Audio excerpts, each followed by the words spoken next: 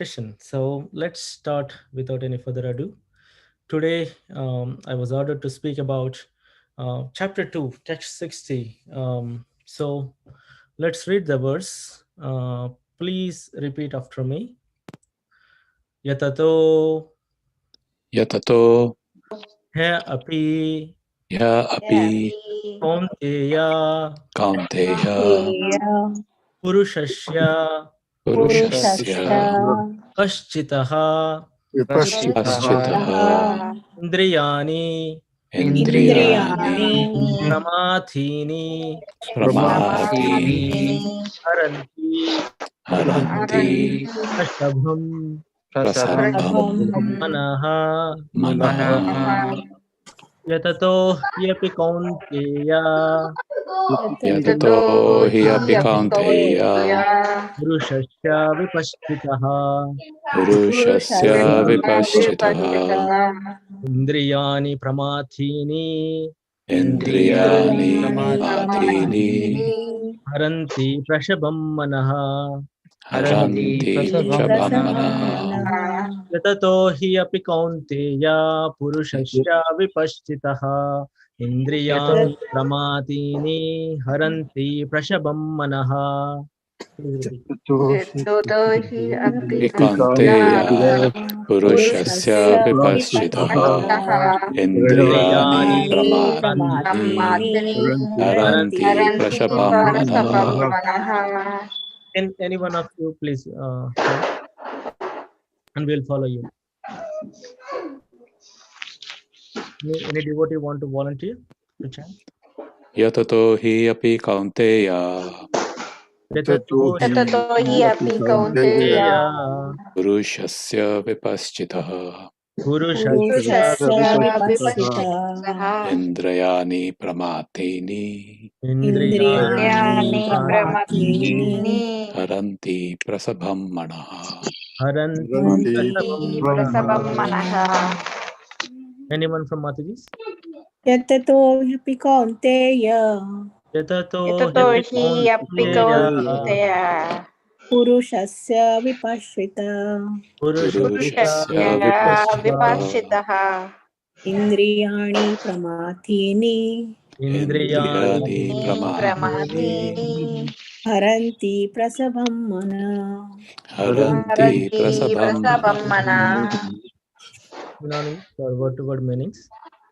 Yatataha, while endeavoring, he certainly, api in spite of, kaunteya, O son of Kunti, purushasya of a man, vipaschitaha, full of discriminating knowledge, indriyani, the senses, pramathini, agitating, haranti, throw, prashabham, by force, manaha, the mind.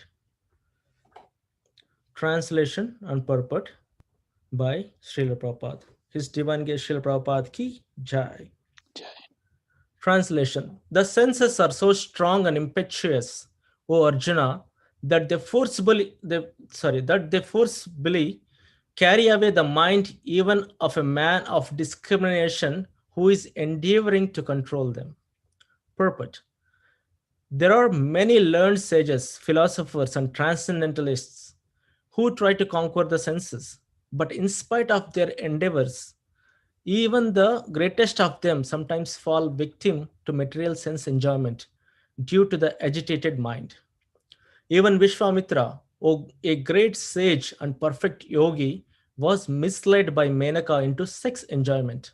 Although the yogi was endeavoring for sense control with severe types of penance and yoga practice. And of course, there are so many similar instances in the history of the world. Therefore, it is very difficult to control the mind and senses without being fully Krishna conscious. Without engaging the mind in Krishna, one cannot cease such material engagements.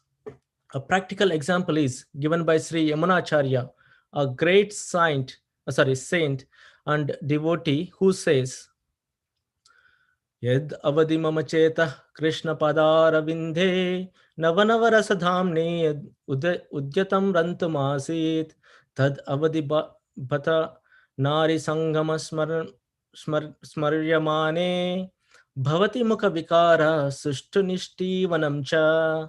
Since my mind has been engaged in the service of the lotus feet of Lord Krishna, and I have been enjoying an ever new transcendental humor, whenever I think of sex life with a woman, my face at once turns from it and I spit at the thought.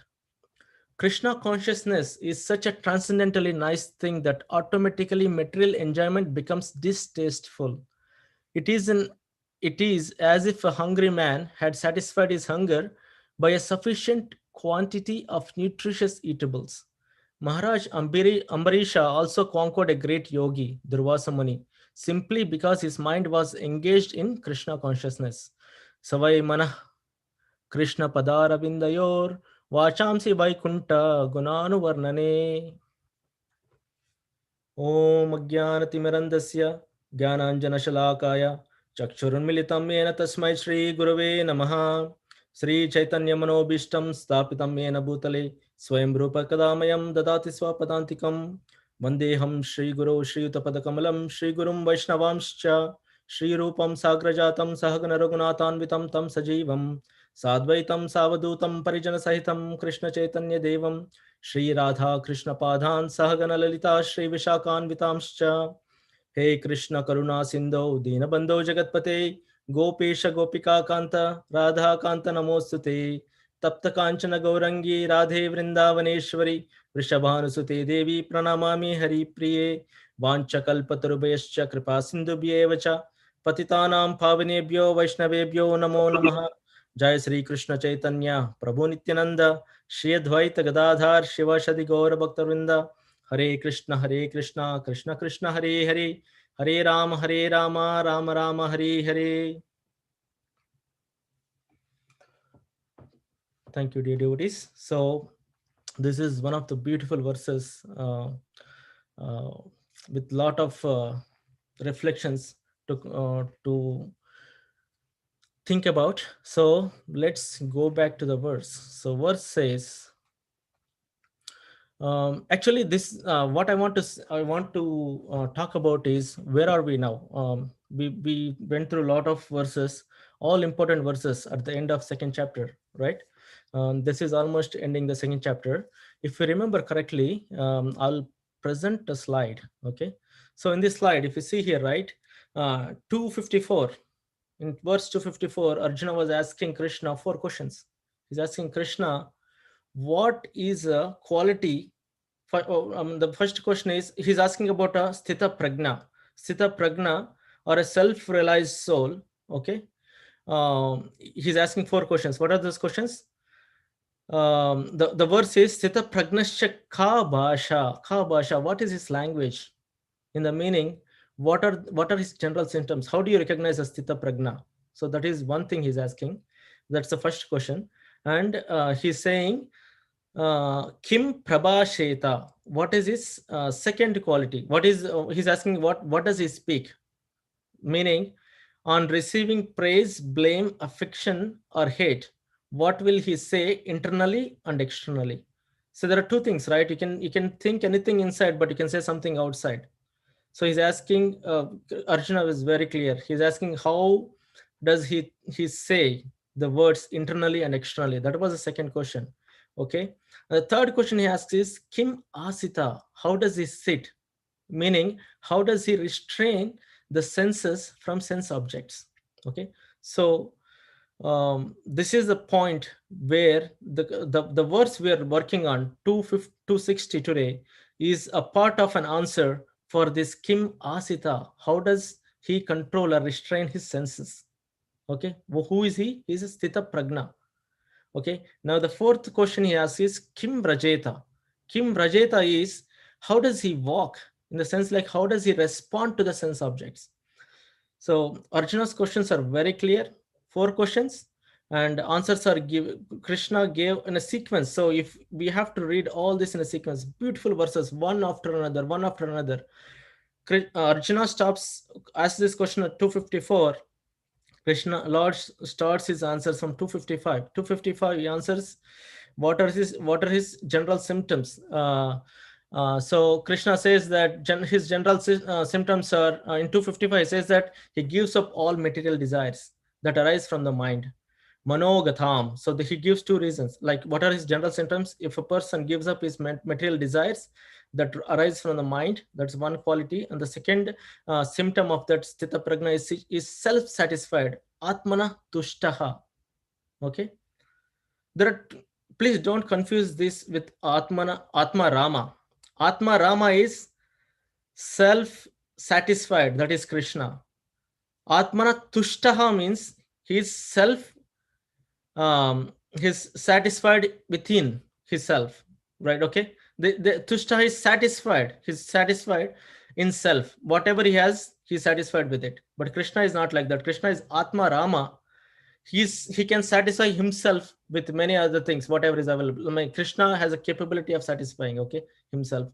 But here, Atma Tushtaha means he's satisfied with whatever he has. He doesn't go out of what he doesn't have. Okay, that is Tushtaha is satisfied. He's not. He cannot get whatever he has. He's satisfied. That is the quality of a. That is a symptom of a sthita prajna. Okay, he answers that question.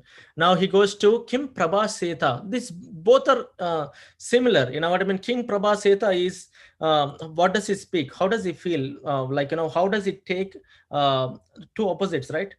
Good or bad?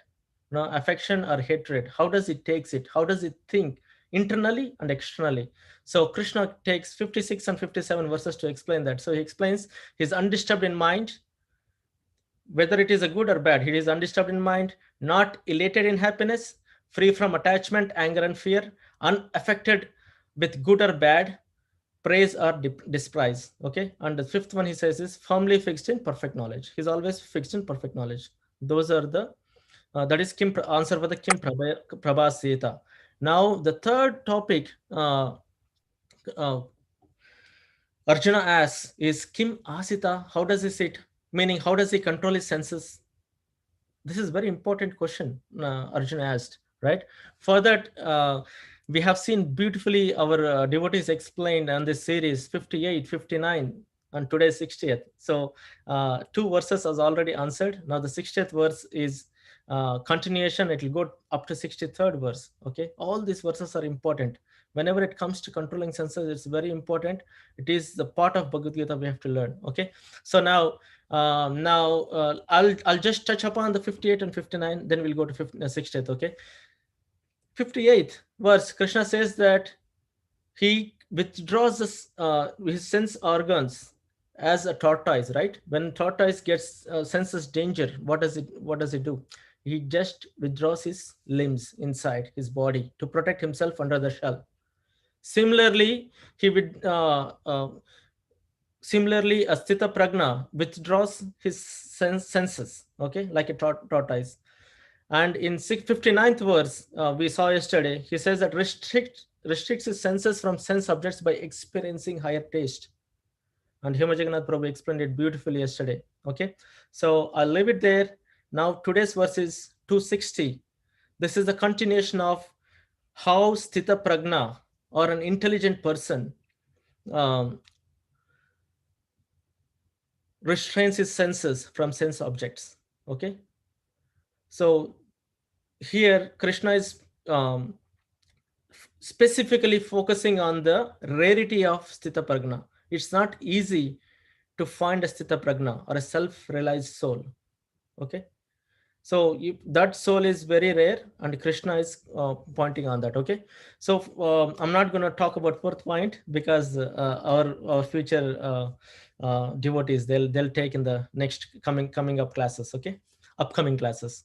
So now let's go back to verse and see what it says. Okay, yatato hi api kaunteya purushasya vipaschitaha indriyani pramatini haranti prashabam manaha. In this verse, Krishna is trying to show how rare it is to find a person. Okay, so let me. So it says that sthita prajna purushasya vipassita. Meaning, so in this verse, how rare the sthita prajna is. Okay, that's what Krishna is focusing upon. And if you see the purushasya vipaschitaha, Vipassita means an intelligent person, intelligent in the sense like a knowledgeable person.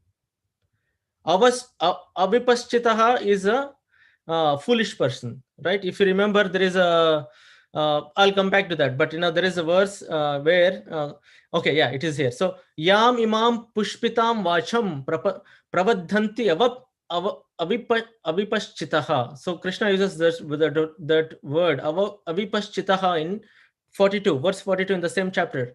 Vedavada rathah partha nanyad asiti vadinaha. So just by hearing the fruitive words of from the Vedas, a men of small knowledge, avipaschitaha, the men of small intelligence or small knowledge, they attract towards the fruitive words or fruitive activities mentioned in the Vedas, Veda, right? So, and they are very happy with it. They don't want to get out of that. Okay, so that is avipaschitaha. But in this case, it is not avipaschitaha. It is not a foolish. It is vipaschitaha, a knowledgeable person, right? Purushascha vipaschitaha.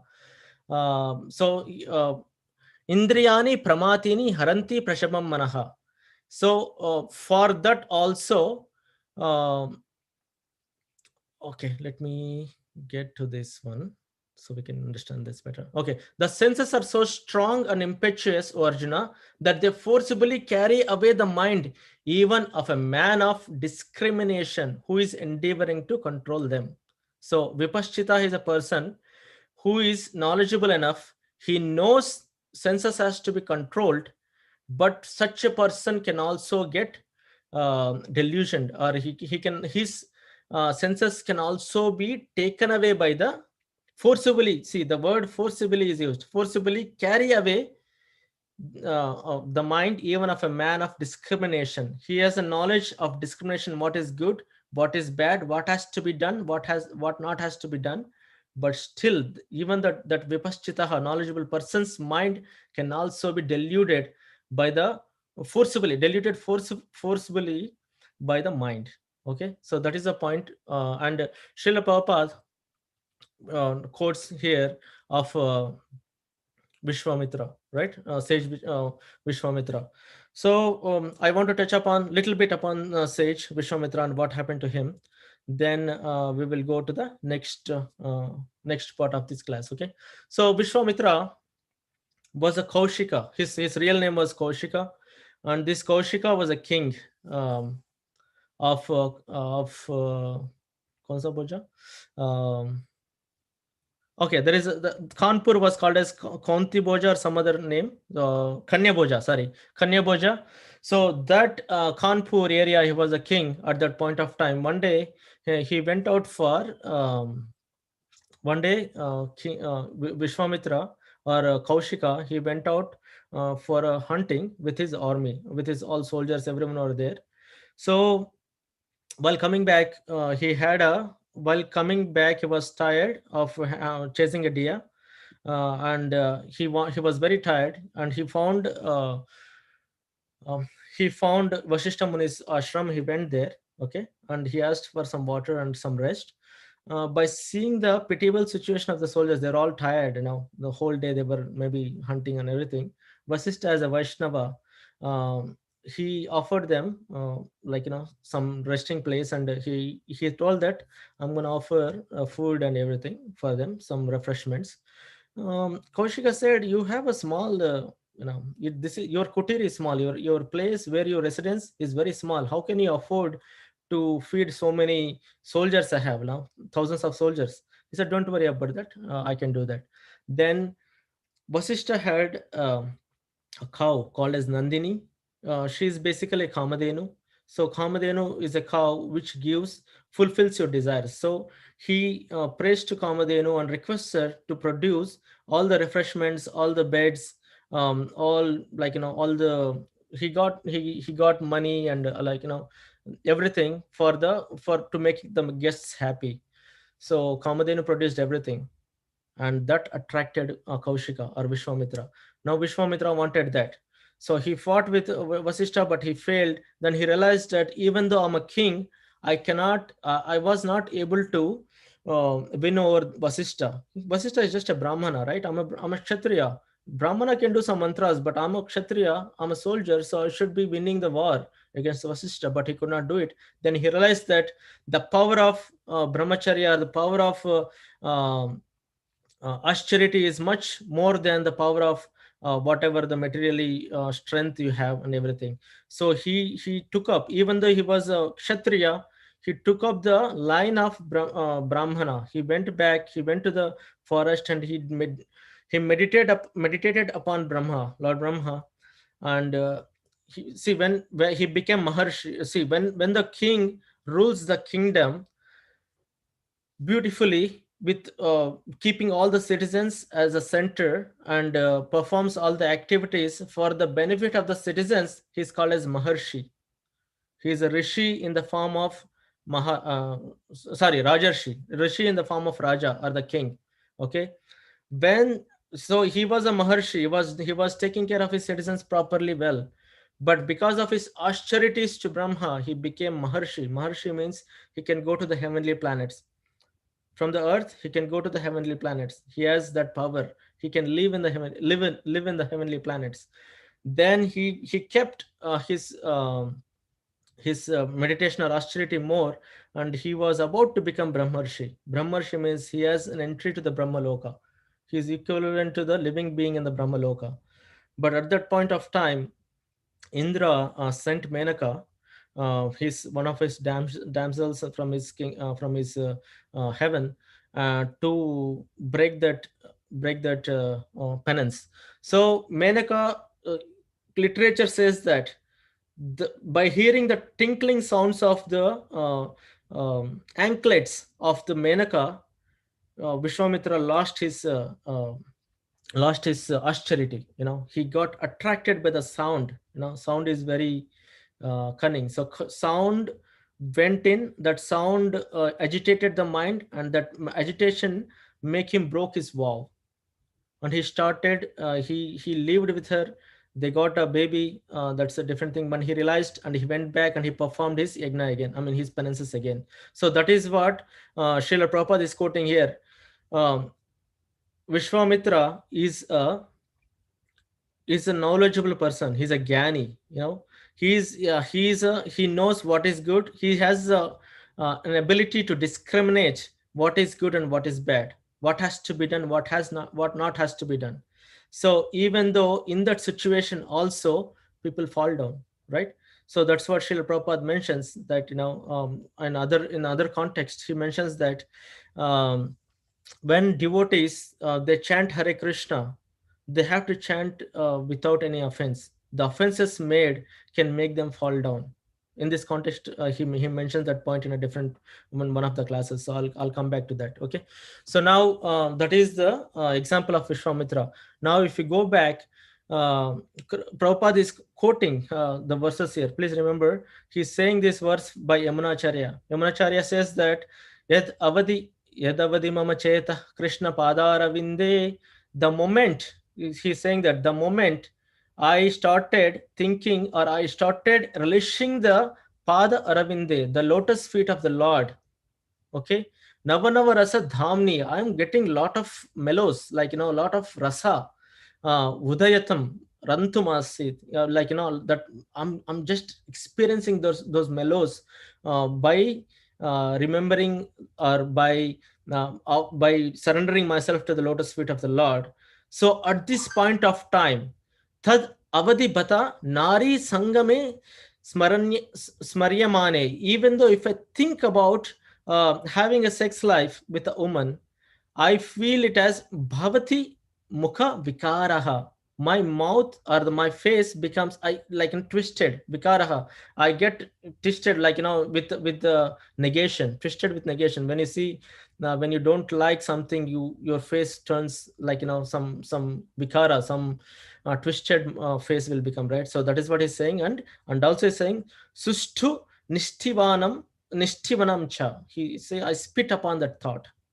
That is what. So why Srila Prabhupada is quoting it here? Srila Prabhupada is saying that when you are surrendered to the Lord, this will happen automatically. Okay. So my dear devotees, at this point, what I want to mention here is like this will happen automatically. You don't have to endeavor. You don't have to artificially do it. You know what I mean? So it will happen. It will come to you. You don't have to artificially feel, artificially get out of there. Like, there is time paripakvata. That fructification have to happen. So then it will happen. So warning is, please don't do this artificially. It will happen. Okay, one thing.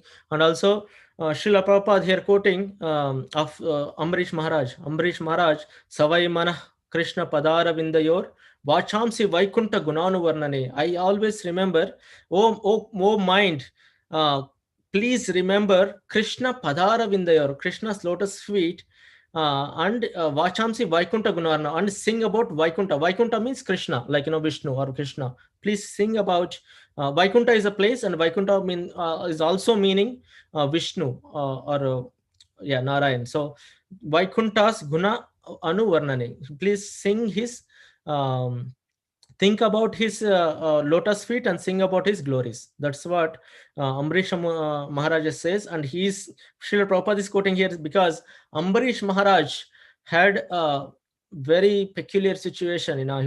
He got stuck with a situation where no one could help him. So Durvasa Muni, such an elevated devotee, right? But only problem is his anger. I know he performs his leelas, that's a different story.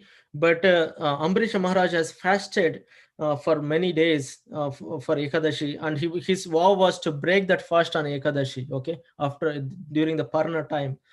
So that Parna time, before that Parna time came, almost about to finish, there was this Durvasa Muni came in, and he said that I have some. There was somebody always goes with tens and thousands of disciples. So he says that I want to be your guest for today.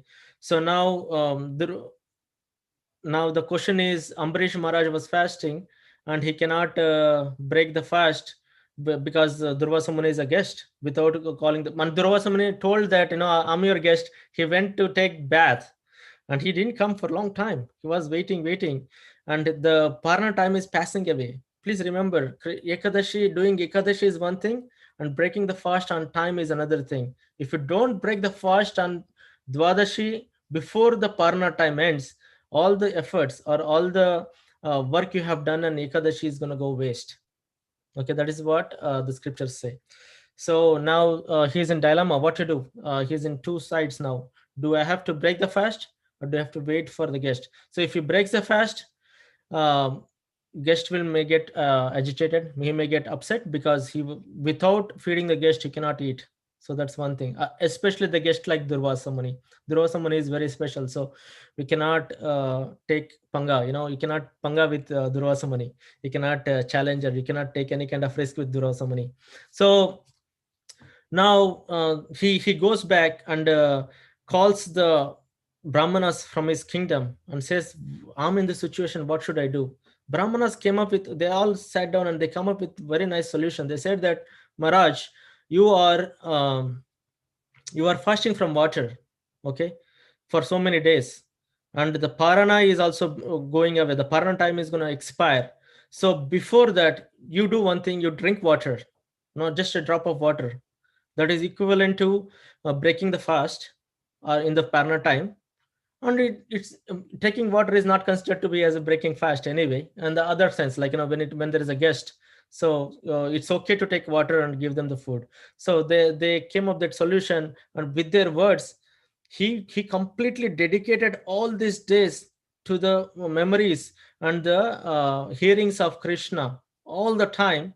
And at the last minute, there was this kind of testing was happening. So finally he accepted the rule. He took the water, and Durvasa Muni came in, and he found out that he took water. So what do you think is going to happen?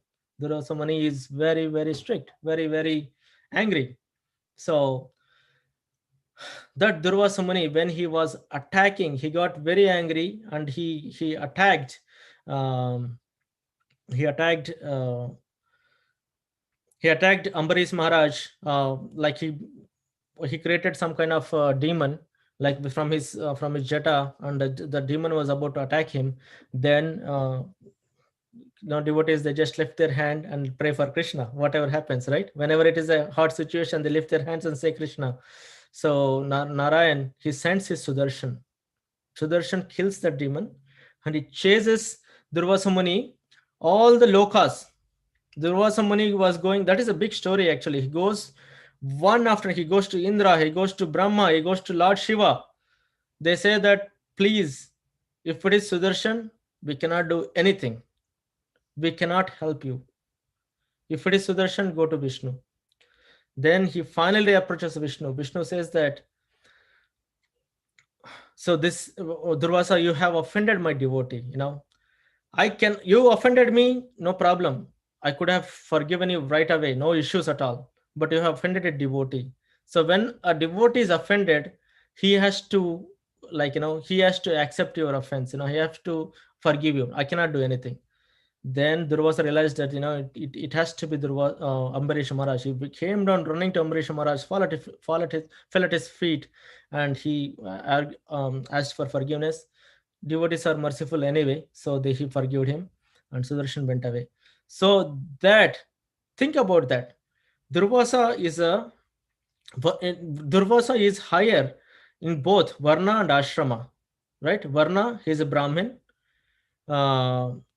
Ambarish Maharaj is a Kshatriya. So Brahmin is a better Varna than a Kshatriya.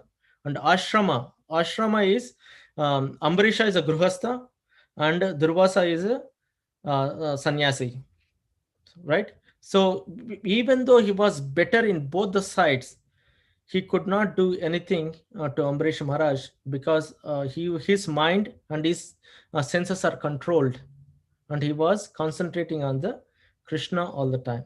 Okay, that is the story I wanted to share here. That is what Srila Prabhupada is quoting here. Okay, so now if we go back to, we are talking about senses. So my point is, what are senses? Do we really know what are senses? So let's talk about that. Okay, time check 7:43. Okay, I have some time. So senses, 5 knowledge acquiring senses which we're talking about. They're very they're knowledge acquiring Jnanendriyas. They're called as Jnanendriyas. There are 5 Karmendriyas, the working senses. Okay, so today I'm talking about 5 knowledge acquiring senses. What are they? Skin, eyes, ears, nose, and tongue. Okay, so what are the sense objects of this senses? The skin is touch, eyes are vision, ears are sound, nose is smell, tongue is taste. Okay, Srila Prabhupada in 1968, October 14th, Seattle, he gave a beautiful class. This is the same class I heard when I went to ISKCON for the first time in Secunderabad, right? That the devotee there, he was giving this example. It attracted me so much. Beautiful example. No one can beat this example actually. Srila Prabhupada is always quotes beautiful examples, but this example attracted me a lot. So what I'm saying here is, this senses, Srila Prabhupada, please read this one, right? When you get a chance. The class is in the transcript form, so you can read that through. So in the class, Srila Prabhupada says that we have 5 senses, okay? The senses are skin, eyes, ears, nose, and tongue. And for example, if we have an elephant likes, elephant was provided, let's say there will be, if the hunter who wants to catch an elephant, he brings in a she elephant in front of her, and she elephant will attract that he elephant, and that elephant will go behind that she elephant because of the sex desire, and there will be a pit which was dug and covered with the dry leaves. When that he elephants follows the she elephants will go from the other side, but the he elephant will fall down into that pit and get caught. So Srila Prabhupada says that when the senses of touch are not controlled, or senses of sex, or senses of thing is not controlled, then you can get trapped like elephant. Okay, and the second example he gives is about a moth, right? The moth sees a light candle is glowing, it's a fire. Moth sees that. It is very attractive for the eyes of the moth. That moth, he goes into the candle fire. He likes it. He wants to touch it. He wants to see. He got attracted with the vision, and he gets burnt away when he goes close to that light. He was attracted with the vision, and he got trapped. And the third example is ears. So when the hunter wants to catch a deer, he plays a flute, beautiful flute, and the ears of deers, they're attracted to that music, and they get caught by the hunter with that music. And the fourth example is a bumblebee. Bumblebee sees the lotus flower, and he sees, wow, how fragrant the flower is.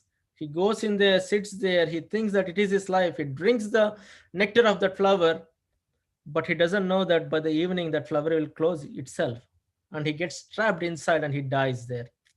Okay, that's the fourth example. Fifth example he gives is of a fish.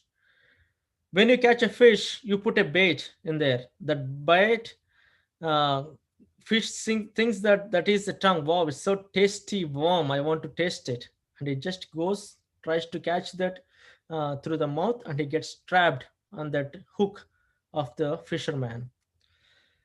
So Prabhupada gives all these examples, and he quotes at the end, all these animals are living beings. What I have quoted have only one sense. They got attracted and they got trapped. But as a human being, we have all the five, and all the five senses are pulling us. How do you control them?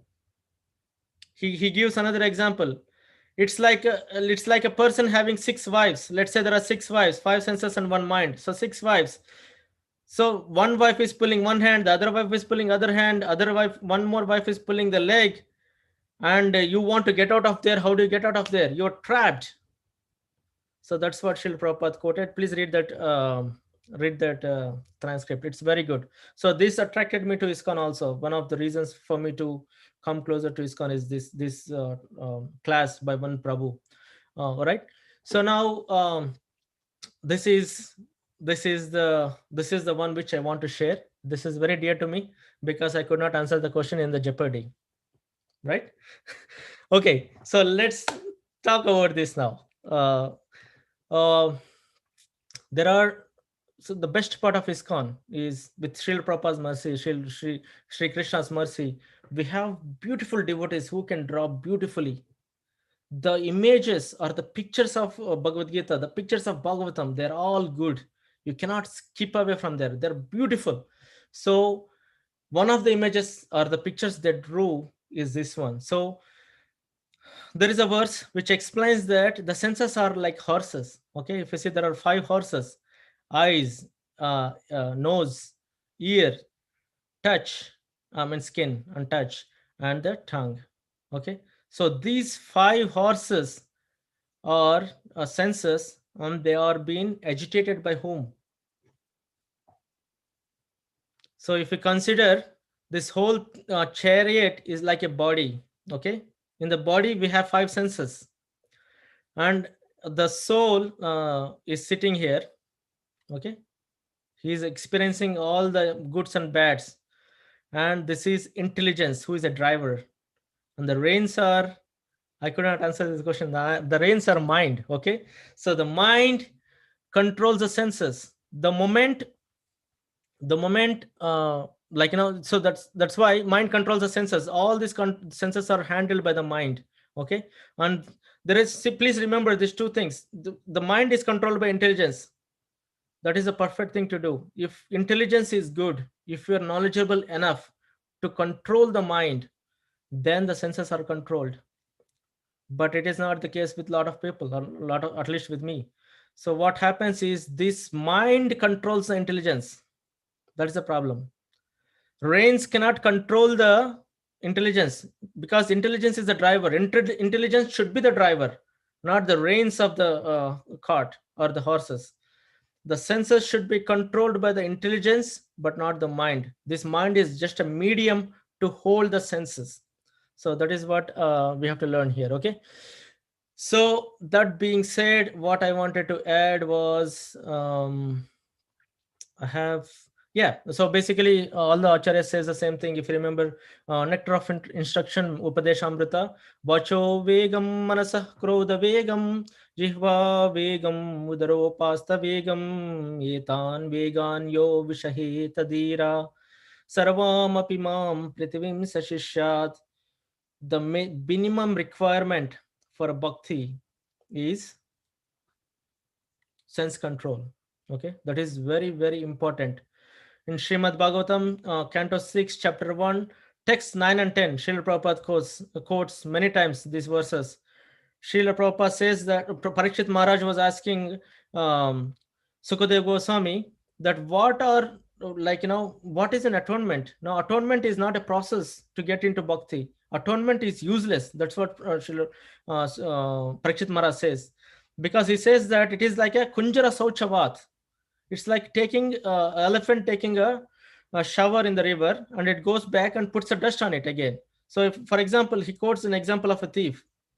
Parikshit Maharaj in Srimad Bhagavatam quoting an example of thief.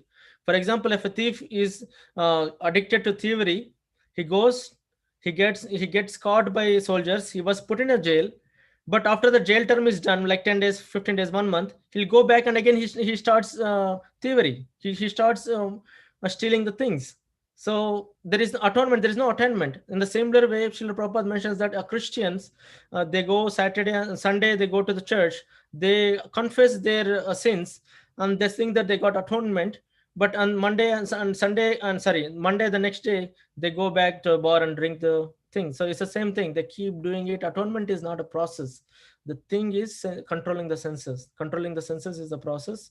And in this verse, Krishna is specifically mentioning that even though the knowledgeable person can get forcibly detached or forcibly removed, or forcibly removed from the sense control. So that is the summary of this verse. I think I went, yeah, 753. Thank you very much. Hare Krishna.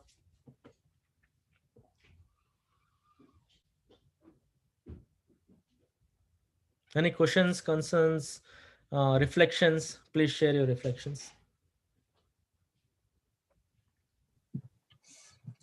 Hare Krishna, Hare Kishore Prabhu.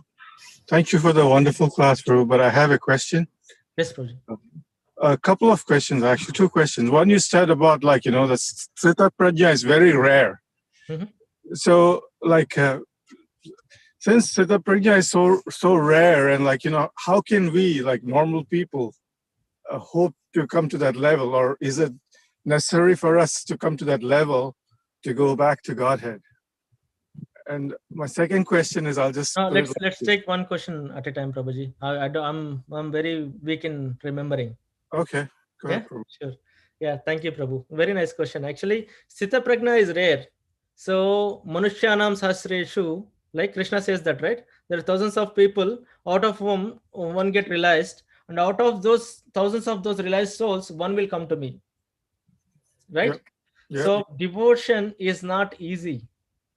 But yes, we have to go to that level. Unless and until we have to go that level, we'll be repeating the punarapi jananam, paranapi marnam. No, we'll be in this cycle again and again and again, right? So the duty of a soul is to go to that level and get out of this material bondage. Okay, so the idea is Sthita Prajna is rare, but controlling senses is also important. One Prabhu says that I was listening to the class. So the one Prabhu says that a devotee will also have that thoughts. Thoughts will come. Doesn't matter if you're a devotee or a non-devotee, you are a Sthita Prajna. No, there is no difference. The only difference is Sthita Prajna or a devotee can discriminate, and he'll not act upon those thoughts. Does that make sense? He'll not act upon those thoughts. Okay. He'll control to stop acting upon those thoughts, because mind can take you anywhere. Hey, let's go to the some bar, let's go to the shopping, let's go this, let's go that. These thoughts also comes to everyone. Everyone gets the thoughts in this material world. The only difference between a devotee and or a sthita pragna and a non-devotee is that the thoughts are controlled. So controlling is important. Okay, how much you control depends upon what level you are in. It takes time. It takes time. It's not easy, and it's rare. That's what it says here. It's rare. So, but we have to do it. We have to try to achieve that one, not artificially, but we have to have. How do you do that? Next verses will come. It says that Prabhupada here also says that whenever you are in Krishna consciousness, when you engage yourself, your senses to that um, Krishna consciousness or Krishna's Padar, like he gives example of Ambarish Maharaj. He was giving Padaravinda. He was thinking about, he was asking his mind to think about the lotus feet of the Lord, thinking of the lotus feet of the Lord, and serving the Lord or listening to the glories of the Lord will keep your mind and senses engaged in something else. You cannot control them, but you can just divert them to something else. Does it answer your first question, Prabhuji? Okay, Prabhu. Thank you, Prabhu. But Second. so you're saying like everybody has to get to the level of Sthita Pragya, right? I mean, like, isn't that what you just said? Like, Yes, we have to come to the controlling. Yes, Prabhuji. Yeah, controlling in the sense like you have to divert the senses to a different thing, like, especially to Krishna consciousness. Okay. Prabhu, I'll ask you the second question. This is regarding atonement, you just said. Yes, Prabhuji. I mean, what if like the atonement is sincere, like you really don't, I mean, a lot of time you want to do like, what do you call the prayashchit in Sanskrit, prayashchita. So what if it's sincere? I mean, I understand like you atone, you do your confession on Sunday and then go back and do the same mistake. But isn't like atonement, like when you say atonement, isn't that not doing those things again? Right, Prabhuji. So a sincere atonement is good, but atonement by itself will not stop